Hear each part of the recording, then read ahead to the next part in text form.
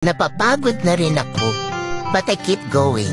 Kasi I realize kung magpapadala ako sa pagod at kung susuko ako sa buhay, sayang naman yung mga pagsubok na napanalo ko na. Lahat naman hindi perfect.